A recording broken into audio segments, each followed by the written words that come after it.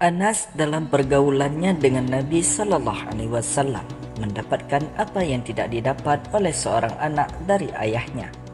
Ia juga menemukan dari keagungan sifat Rasul yang membuat seluruh dunia merasa iri kepadanya.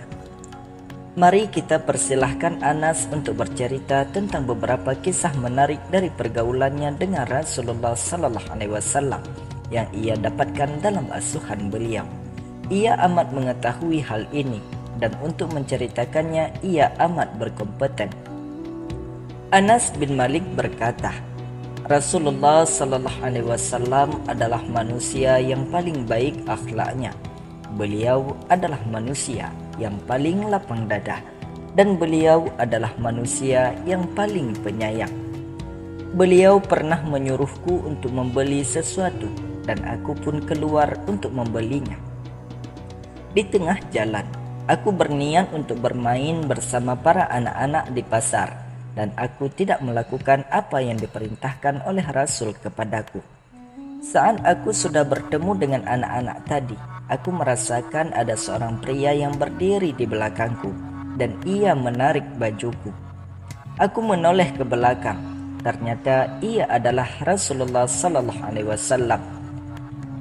Beliau tersenyum seraya berujar, "Wahai Unais, apakah kau sudah melakukan apa yang aku suruh?"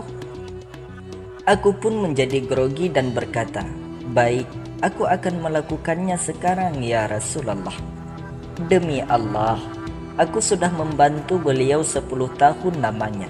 Namun, atas apa yang aku lakukan sepanjang itu, beliau tidak pernah berkata, "Mengapa kau lakukan ini?" Dan beliau tidak pernah berkata, "Atas apa yang tidak aku kerjakan, mengapa kau tidak mengerjakannya?" Rasulullah sallallahu alaihi wasallam jika memanggil Anas, maka beliau memanggilnya dengan panggilan manja dan kasih sayang. Terkadang beliau memanggilnya dengan Unais. Kadangkala beliau memanggilnya dengan sebutan anakku. Seringkali Rasulullah sallallahu alaihi wasallam memberikan nasihat dan wejangan yang memenuhi relung hati dan sanubari Anas. Salah satunya adalah nasihat beliau kepada Anas. "Anakku, bila kau mampu berada di pagi dan sore hari tanpa ada dengki di hatimu pada siapapun, maka lakukanlah. Anakku, yang demikian adalah termasuk sunnahku.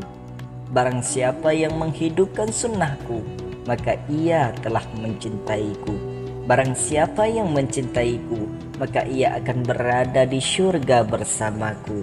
Anakku, jika kau masuk ke dalam rumah, ucapkanlah salam, karena itu akan membawa keberkahan bagimu dan juga bagi penghuni rumahmu." Setelah Rasulullah sallallahu alaihi wasallam wafat, Anas bin Malik masih hidup lebih dari 80 tahun lamanya. Sepanjang itu ia mengisi ruang hatinya dengan ilmu dari Rasulullah sallallahu alaihi wasallam. Dan ia pun mencoba mengasah otaknya dengan fiqih yang diajarkan oleh Nabi sallallahu alaihi wasallam. Dalam masa yang sepanjang itu, Anas telah banyak menghidupkan hati para sahabat dan tabi'in dengan petunjuk dan ajaran Nabi sallallahu alaihi wasallam. Ia juga sering memberitahukan kepada orang lain sabda dan kebiasaan Rasulullah sallallahu alaihi wasallam. Dalam usia panjang yang dimilikinya ini, Anas menjadi referensi bagi kaum muslimin saat itu. Mereka akan mengadukan permasalahan kepadanya setiap kali mereka merasakan kesulitan. Setiap kali merasa bingung memutuskan suatu persoalan hukum, mereka datang kepada Anas dan percaya atas apa yang ia putuskan. Salah satunya adalah sebagian orang yang memperdebatkan masalah agama tentang kebenaran adanya telaga Nabi sallallahu alaihi wasallam di hari kiamat. Mereka bertanya kepada Anas tentang hal tersebut. Anas berujar, "Aku tidak pernah menduga bahwa aku akan hidup untuk melihat orang-orang sepertimu yang memperdebatkan masalah telaga Rasul. Telah banyak wanita-wanita tua sebelumku, di mana setiap kali ia melakukan salat, pasti ia berdoa kepada Allah agar diberikan air minum dari telaga Nabi sallallahu alaihi wasallam. Anas masih terus hidup dengan kenangan indah bersama Rasulullah sallallahu alaihi wasallam sepanjang umurnya. Ia amat bahagia di hari saat ia berjumpa dengan beliau. Begitu terguncang saat berpisah. Ia seringkali mengulangi pembicaraan tentang hal tersebut. Anas begitu keras untuk berusaha mencontoh Rasulullah sallallahu alaihi wasallam dalam perbuatan dan ucapannya. Ia menyukai apa yang disukai Nabi sallallahu alaihi wasallam dan membenci apa yang beliau benci. Hal yang paling sering ia ingat saat bersama Nabi sallallahu alaihi wasallam adalah 2 hari. Yang pertama, hari pada kali pertama ia berjumpa dengan Nabi sallallahu alaihi wasallam, dan yang keduanya adalah hari di mana beliau wafat. Jika ia mengenang hari pertama ia berjumpa Rasul, ia menjadi gembira dan semangat, seolah ia menghirup aroma yang semerbak. Namun, bila terbesit dalam benaknya hari yang kedua, ia menjadi sedih dan menangis. Malah ia mampu membuat manusia yang berada di sekelilingnya saat itu juga menjadi menangis. Seringkali ia berkata, "Aku melihat Nabi sallallahu alaihi wasallam saat beliau datang kepada kami, dan aku pun melihatnya saat beliau wafat. Sampai kini aku belum menemukan hari lain seperti kedua hari tersebut. Pada hari beliau datang ke Madinah, beliau mampu menerangi semuanya.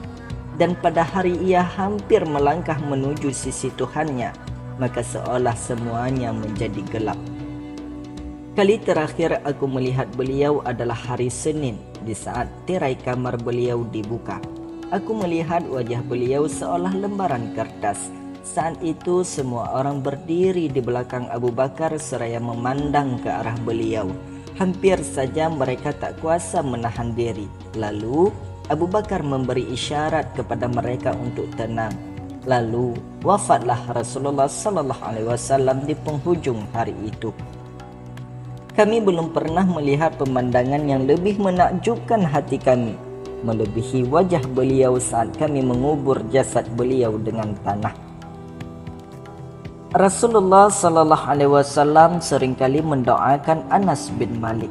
Salah satu doa beliau untuknya adalah Allahumma urzuqhu malan wa waladan wa barik lahu, yang artinya, ya Allah, berikanlah ia harta dan keturunan dan berkahilah hidupnya. Allah Subhanahu wa taala mengabulkan doa nabinya, dan Anas menjadi orang dari suku Ansar yang paling banyak hartanya. Ia memiliki keturunan yang amat banyak, sehingga bila ia melihat anak serta cucunya, maka jumlahnya melebihi 100 orang. Allah Subhanahu wa taala memberikan keberkahan pada umurnya, sehingga ia hidup 1 abad lamanya, ditambah 3 tahun lagi. Anas radhiyallahu an senantiasa berharap syafaat Nabi sallallahu alaihi wasallam untuk dirinya pada hari kiamat. Seringkali ia berucap, "Aku berharap dapat berjumpa dengan Rasulullah sallallahu alaihi wasallam pada hari kiamat, sehingga aku dapat berkata kepada beliau, 'Ya Rasulullah, inilah pembantu kecilmu Unais.'" Ketika Anas mulai jatuh sakit menjelang kematiannya, ia berujar kepada keluarganya, "Talqinkan aku kalimat la ilaha illallah Muhammadar Rasulullah." Ia terus mengucapkan kalimat tadi hingga ia mati. Ia berwasiat kepada keluarganya tentang sebuah tongkat kecil milik Rasulullah sallallahu alaihi wasallam agar tongkat tersebut dikuburkan bersamanya. Maka tongkat itu pun diletakkan di sisi tubuh dan bajunya. Selamat kepada Anas bin Malik atas anugerah kebaikan yang telah Allah berikan kepadanya. Ia pernah hidup dalam bimbingan Rasulullah sallallahu alaihi wasallam dalam jangka 10 tahun lamanya. Ia juga termasuk perawi hadis Rasul terbanyak pada urutan ketiga setelah Abu Hurairah dan Abdullah bin Umar. Semoga Allah Subhanahu wa taala membalas kebaikan dirinya dan ibunya yang bernama Al-Humaisah. atas jasa baik yang mereka lakukan terhadap Islam dan kaum muslimin. Wallahu a'lam bissawab wa ilaihil marja' wal ma'ab. Demikianlah uraian singkat tentang kisah Anas bin Malik Al-Ansari. Mudah-mudahan kisah ini dapat menjadi manfaat dan menambahkan ilmu pengetahuan bagi kita semua. Di mana ada kesalahan, kami mengucapkan mohon maaf. Kami akhiri, wassalamualaikum warahmatullahi wabarakatuh.